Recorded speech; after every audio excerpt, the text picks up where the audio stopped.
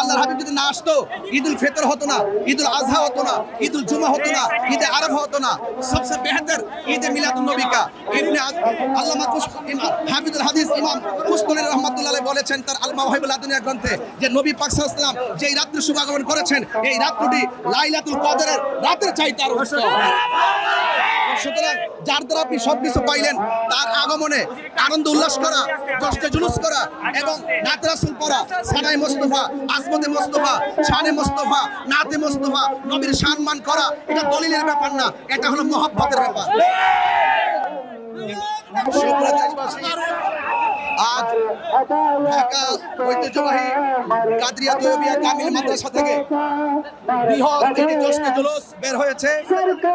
আপনারা জানেন ঢাকার এই জুলুস অত্যন্ত সর্ববৃহৎ একটি জুলুস। পীরে বাঙ্গাল আল্লামা সৈয়দ সাবের শাহ হুজুর কেবলা মুত্তাসিলুল আলী হুজুরের নেতৃত্বে এই আজকের জশ্নে জুলুস অনুষ্ঠিত হচ্ছে। আপনি নিশ্চয়ই মিডিয়া হিসেবে দেখেছেন, জুলুসের শুরু দেখেছেন, শেষ কিন্তু আমরা এখনো পাই নাই। সুতরাং এই আজকের এই দিনে আনন্দ করা, র্যালি করা, উৎসব করা, এটা নিয়ামত পেলে আনন্দ করতে হবে, অনুগ্রহ পেলে আনন্দ করতে হবে। এটা সম্পূর্ণ সিদ্ধান্ত আল্লাহ। যেহেতু আল্লাহ পাক কোরআনে বলেছেন ওয়ামা আরসালনাকা ইল্লা রাহমাতাল লিল আলামিন, আল্লাহর হাবিব হলো সারা জাহানের জন্য রহমত। এই রহমত পেলে আনন্দ করতে হবে। সেই জন্য আজকে লাখো লাখো মুসল্লি ঢাকা মোহাম্মদপুর কাদরিয়া তৈয়বিয়া কামিল মাদ্রাসা থেকে আওলাদ রাসূল পীরে বাঙ্গাল আল্লামা সৈয়দ সাবের শাহ হুজুর মুত্তাসিলুল আলী হুজুরের নেতৃত্বে, আওলাদ রাসূলের নেতৃত্বে আজকের এই বিশাল মসজিদ আপনারা দেখতে পাচ্ছেন।